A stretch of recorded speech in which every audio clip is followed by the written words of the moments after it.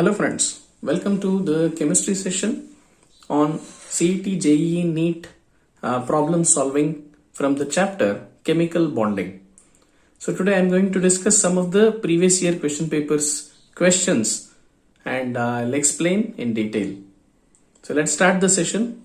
Welcome back again. Now the question is, which forms a crystal of NaCl? NaCl molecules, Na plus and Cl minus ions, Na and Cl atoms, or none of these. NaCl is made up of Na plus and Cl minus ions because Na undergoes oxidation to Na plus and electron, Cl undergoes reduction to form Cl minus, and since these two are oppositely charged ions, there comes electrostatic force of attraction. So this is electrostatic force of attraction which brings these ions together, and hence NaCl is formed. Now there is another question which is on the same concept. An atom of sodium loses one electron and chlorine atom accepts one electron. This results in the formation of sodium chloride molecule. This type of molecule will be. So the molecule formed in this case, as we saw just now, is because of electrostatic force of attraction between Na plus and Cl minus ions to form NaCl. And such force of attraction leads to electrovalent bond. Electrovalent bond is also known as ionic bond. Hence, the answer is option C, electrovalent bond. Okay, let's take the next question. Formula of a metallic oxide is MO. The formula of its phosphate will be. In this case, the ion has a definite charge based on which we can derive the formula of asked question. Let's see. MO is metal oxide. When we dissociate this molecule, we get O2 minus, and definitely M must be 2 plus. So from this charge of 2 minus, we can estimate the charge of M as M2 plus. Now, if M2 plus is combined with phosphate, and phosphate is PO4 3 minus. Therefore, cross multiply these two numbers, you get M3 PO4 twice. This will be the metal phosphate, formula of metal phosphate. Therefore, the right answer is M3 PO4 twice, option D. Now the next question, from the following which group of elements easily forms cations?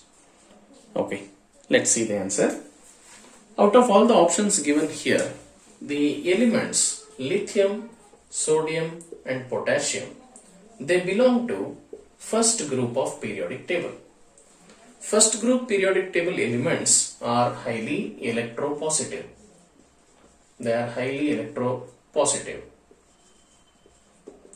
Therefore, they have a tendency to donate electron. As they donate electron, they form cations readily. Therefore, option 2, lithium, sodium, potassium is the right answer. Remaining elements belong to the p block and they have a tendency to accept electron. Therefore, they are non-metallic in nature as well as they form anions easily. Okay. In covalency, so regarding covalency, we need to find out the correct statement. Electrons are transferred, electrons are equally shared, the electron of one atom are shared between two atoms, and none of the above. Okay. Among these options, let us verify one by one. If the option A is considered, it is said electron transferred. In this case, I will refer the same example once again, that is Na having an extra electron which is making it unstable because of exceeded octet, and chlorine having 7 electrons in its valence shell requires 1 extra electron. Therefore, sodium transfers an electron from its outermost shell to the outermost shell of chlorine, which will form ionic bond or electrovalent bond. Whereas in option B, it is said electrons are equally shared. Equally shared is actually mutual sharing.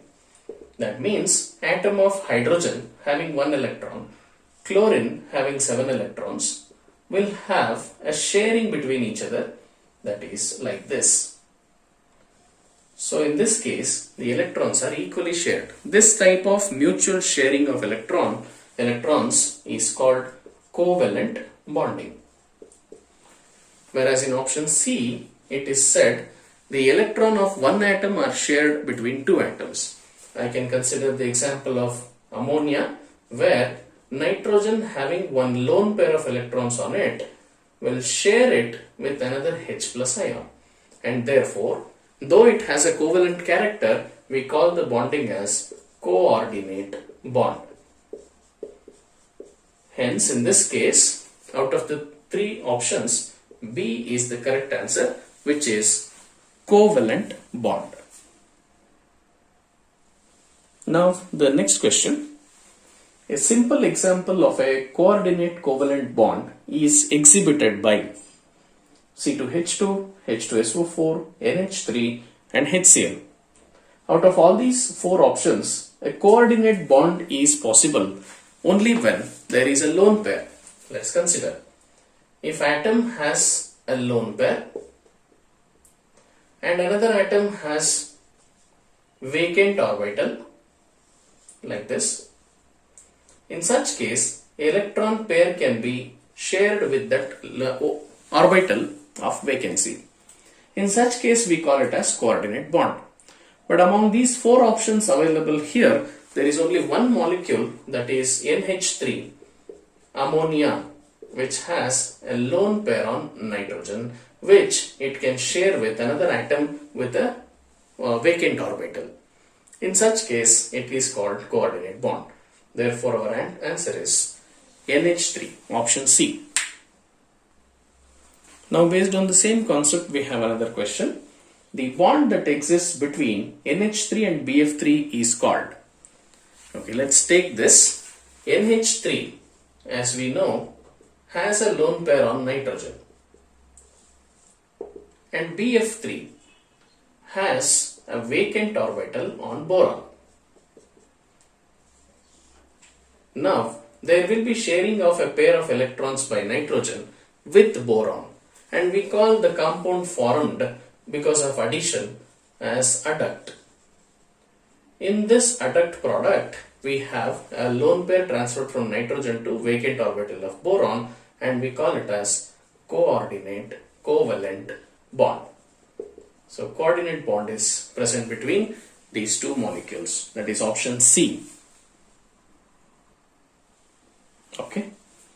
Which molecule has zero dipole moment? Out of these four options, which is having zero dipole moment is the question. Let's find out. In case of option A, that is H2O, we know the molecule has oxygen at the center and two hydrogen atoms are bonded through two covalent bonds, and two lone pairs of electrons are present on oxygen, because of which this has a bent shape. Since there is a bent shape, there will be a dipole moment because of these two bonds towards oxygen. Therefore, there exists a resultant or net dipole moment in this molecule. Therefore, the molecule is polar. The second option is carbon dioxide. Let's take CO2. In this case, carbon is attached to two oxygen atoms through two double bonds. Because these two double bonds are present, it must have a linear shape. Since it is linear shape, there are dipole moments on opposite directions which cancel each other, and the molecule becomes non-polar. In case of other two molecules, HF and HBr, there are halogen atoms attached to hydrogen, where halogen atoms are highly electronegative. Therefore, there exists a net dipole moment and both the molecules become polar in nature. Hence, the right answer in this case is option B, carbon dioxide, which is linear in shape. Now the next question, which molecule has the largest dipole moment? Okay, all hydrogen halides are the options given here.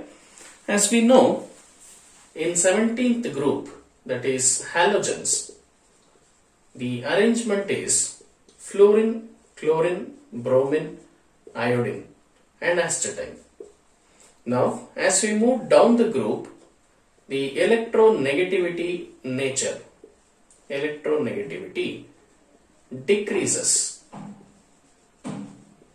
Since there is a decrease in electronegativities down the group, the formation of HX bond and its polarity also decreases. So HX polarity decreases down the group.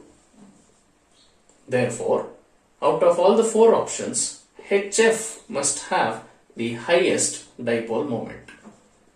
Dipole moment must be maximum for this molecule. Therefore, HF is the right answer, option D.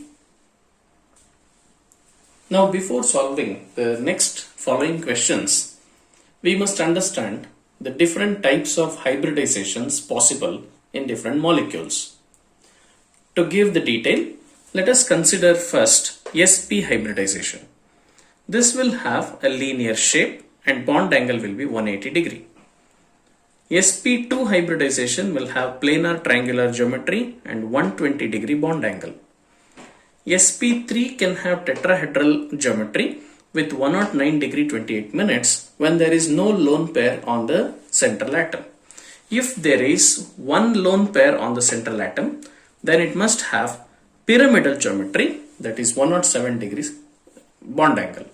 Similarly, when there are two lone pairs in the molecule, for sp3 hybridization, if we have two lone pair, it will have bent shape and bond angle will be 104 degree. Next is sp3d, which will originally have trigonal bipyramidal shape with 120 and 90 degree bond angles. When there is one lone pair on the central atom, it becomes seesaw and angle changes to 118 degree. When there are two lone pairs, it will have T shape and 90 degree bond angle. When it has three lone pairs, it will have linear shape and 180 degree bond angle.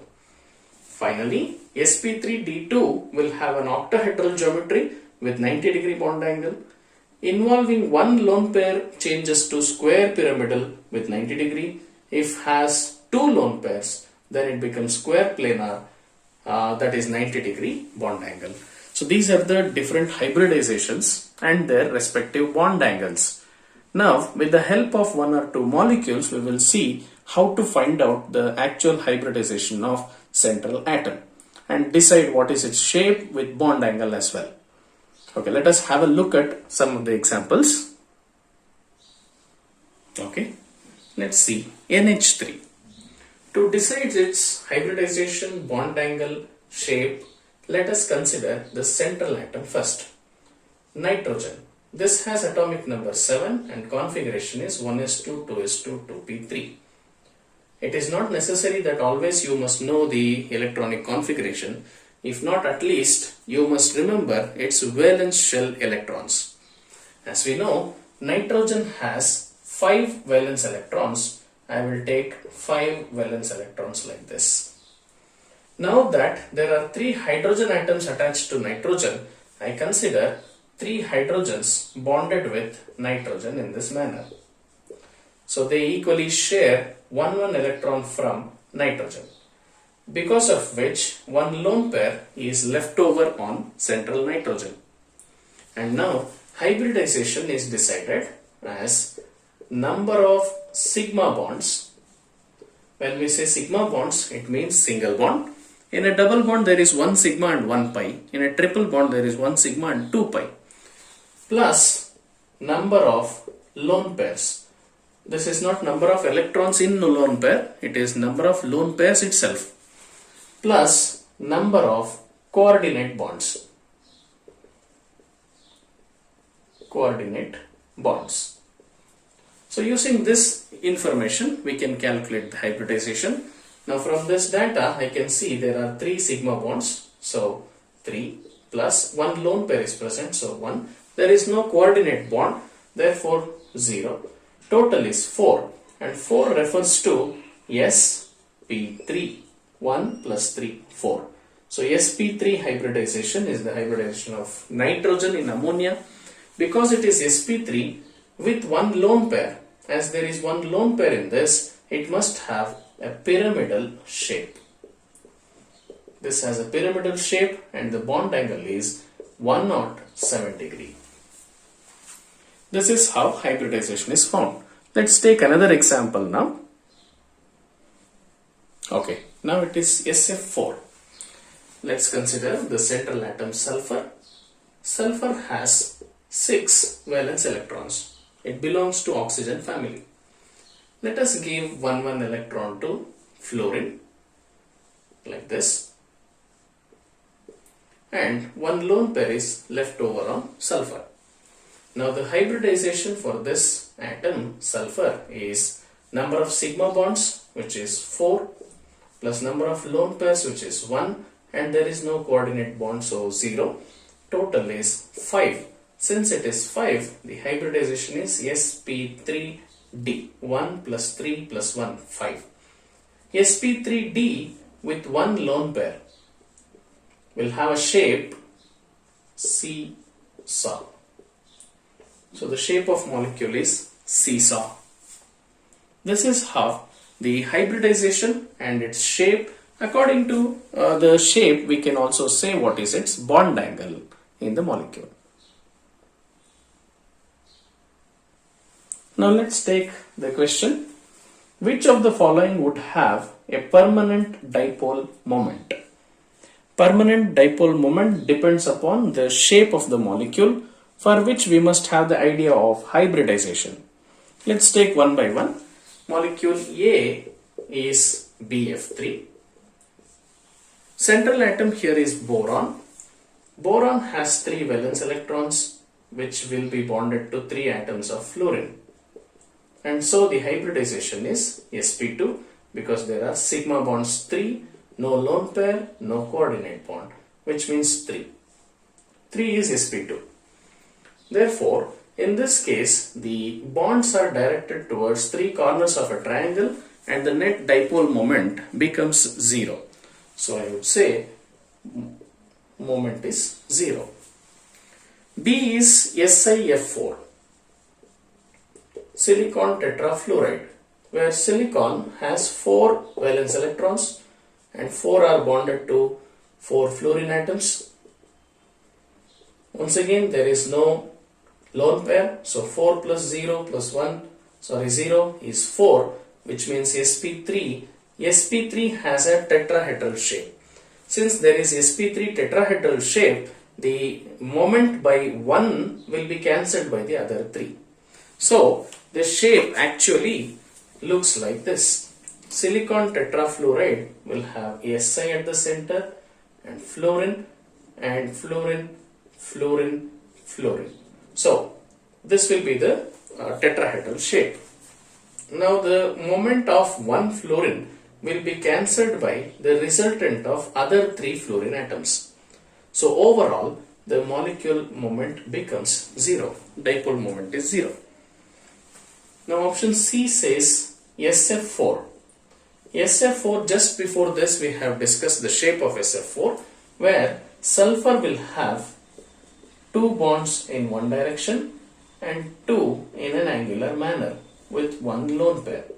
So here there will be resultant of the dipole moments of all these bonds, therefore mu is not equal to 0. There exists a permanent dipole moment. Now in the fourth case, that is option D, HCF4, xenon tetrafluoride. Xenon has 8 electrons. You attach 4 fluorine atoms to this. There are 2 lone pairs left over Therefore, this becomes 4 plus 2 plus 0, 6, which is sp3d2.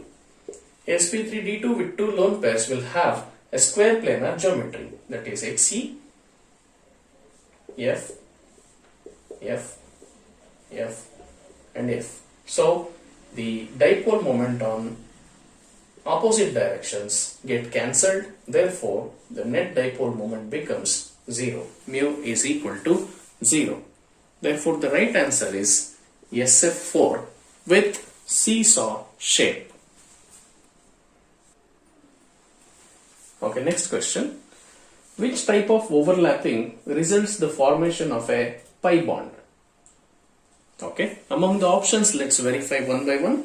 Option A says axial overlapping of s orbitals. If SS is overlapped, it means two spherical orbitals are overlapping, which always leads to sigma bond. So this must be the correct answer. Now let's verify the other options. Lateral overlapping of PP orbital. PP overlapping means when double shaped p orbitals overlap laterally, it will form pi bond. Axial overlapping of PP orbital will also lead to sigma bond. Actually, the question is pi bond, so option 1 is wrong. In case of second option, PP lateral overlapping forms pi bond, so that must be the right answer. In third option, when PP orbitals are overlapped along the axis, it forms sigma bond only. And finally, axial overlapping of S and P orbital will always have sigma bond, like this. So only possibility is PP lateral overlapping, that is option B, will lead to the formation of pi bond. That is the correct answer.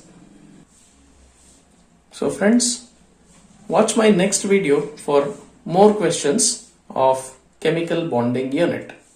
Thank you.